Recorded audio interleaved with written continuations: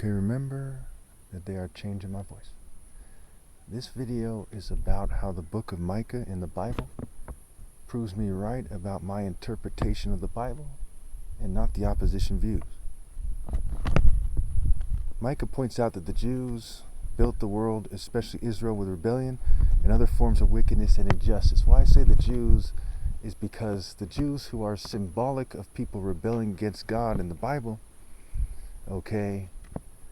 sided with Baal in the story, and they screened out the ones who did it. We see that in Isaiah 57, where Isaiah definitively and conclusively says that the righteous are taken away to be spared from evil. That is God's plan.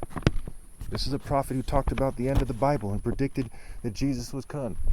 It is God's plan for that to occur, and that one day it wouldn't be wise to reproduce anymore. We see that in Luke 23, right? Blessed are the childless women, the breasts that never nursed, and the wombs that never bore.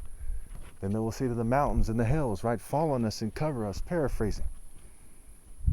The mountains and the hills represent their idols. Idols on Mount Sinai. Idols in the hills where they would sacrifice their children, spiritually speaking, to the false idols that they follow.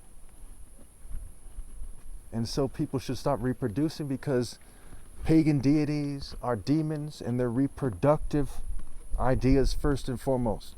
The purpose of, say, Baal is for people to reproduce in the spirit of Baal and the children of Baal.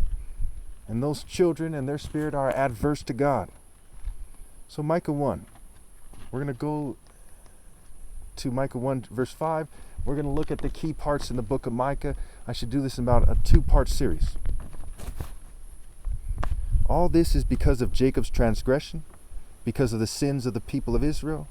What is Jacob's transgression? Is it not Samaria? What is Judah's high place? Is it not Jerusalem? Right? Their high place was Jerusalem in this world. And we see in Galatians 4, Paul overkills it when he says that Jerusalem in this world is lost in sin. And when we interpret that within the boundaries of Isaiah's conclusive and definitive words in Isaiah 57, we see that Jerusalem in this world will never be right with God. Thus there'll be a new heaven and a new earth in the spiritual realm. We see in Paul's letters, and we see with Jesus' words as a character in the story, that they're spiritual bodies for the spiritual realm. And earth is a physical realm where you have a physical body, what have you.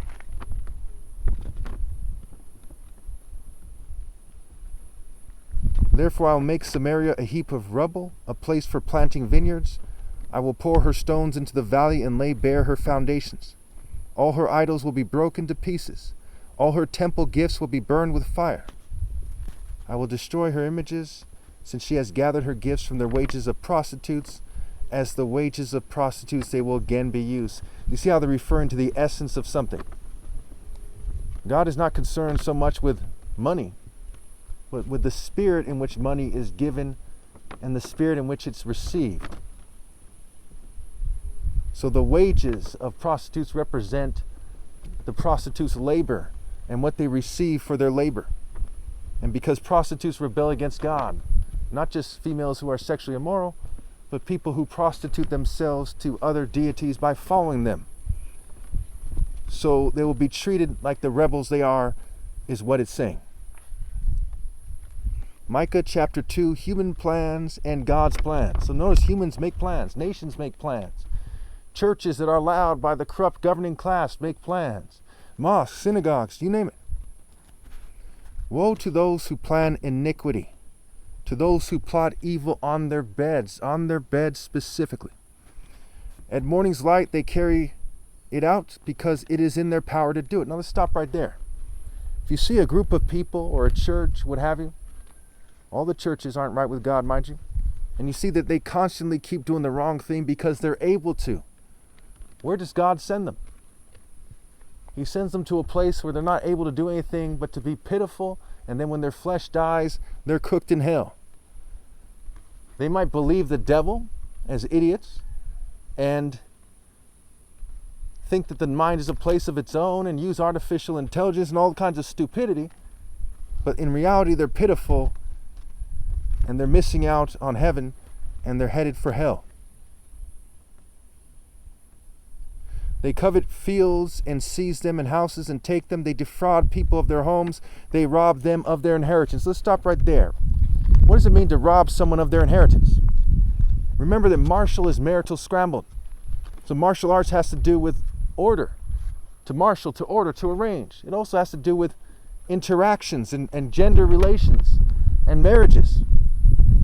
True martial arts, the divine martial arts of God.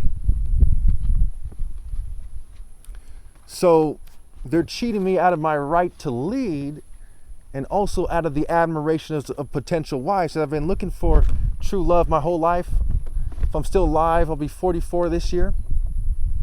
And so they've cheated me out of dating a beautiful woman, winning her over because she's taken aback by who I am, which would force me to, in that scenario, carefully pick which woman I date. Instead of scrambling, trying to find any attractive woman and trying to take it from there and seeing where it goes. So they've robbed me of my romantic inheritance in that sense, to that degree. They've defrauded me of my home because, a true wife, as they say, is a homemaker.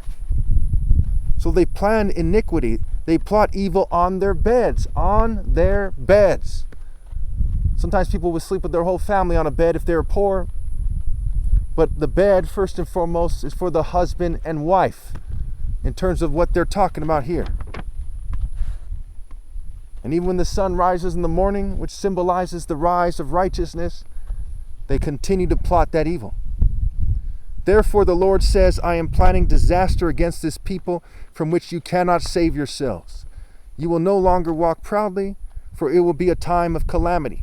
So God said, okay, if that's what you want to do, you rebels, you cowards, you who live falsehood, you who betray the righteous, you who snatch up attractive women who have the genes of martial artists of old, so they have a certain shape and a certain sensitivity.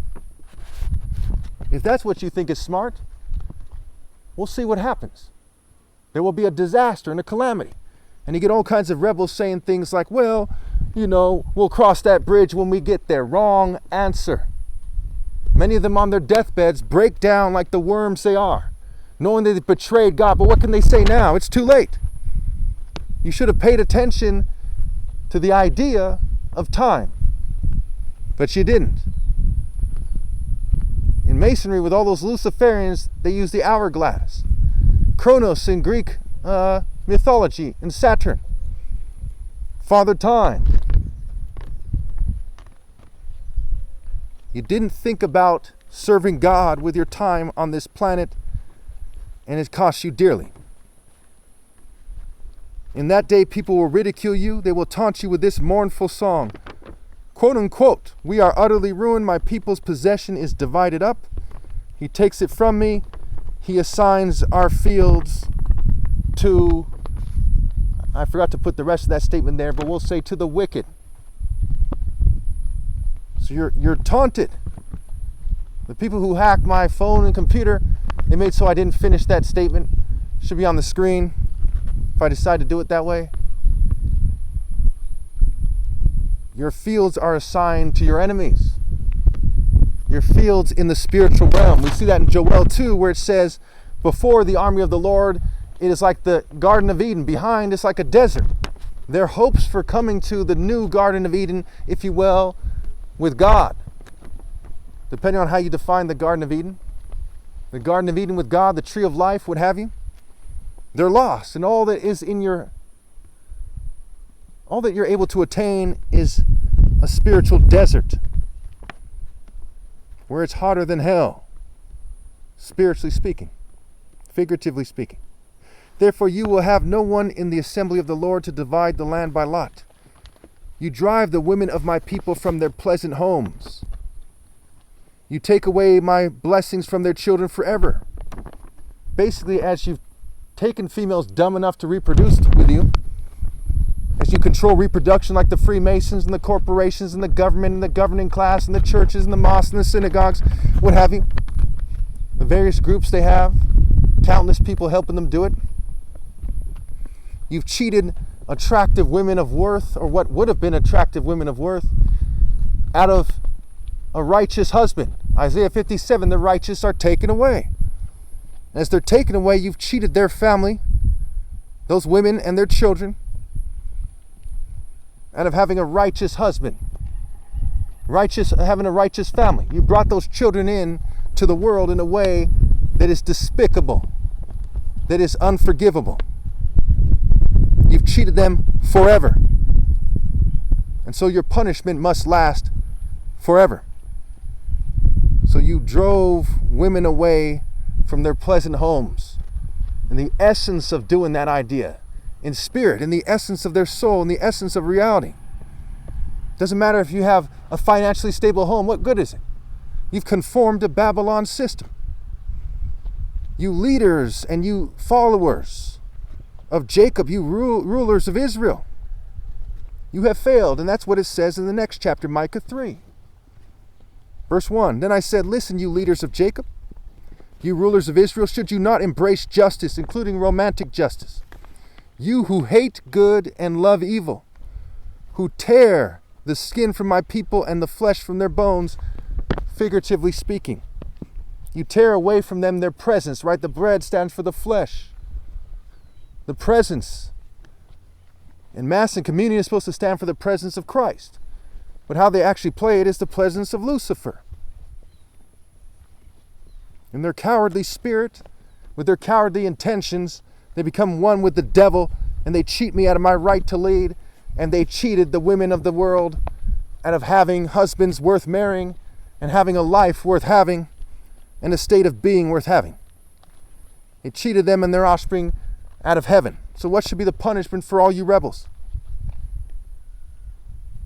You who hate good and love evil. Here, let's see here.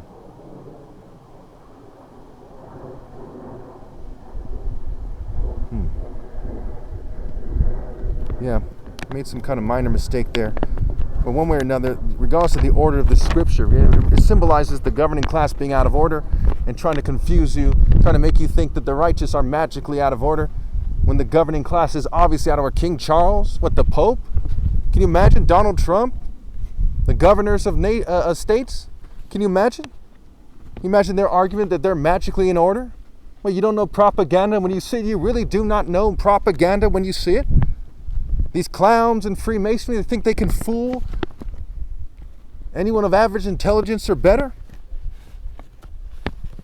That's right up their alleyway to make such a stupid mistake and to be very proud of themselves why they do. Shame on them. Deliverance promised. I will surely gather all of you, Jacob. I will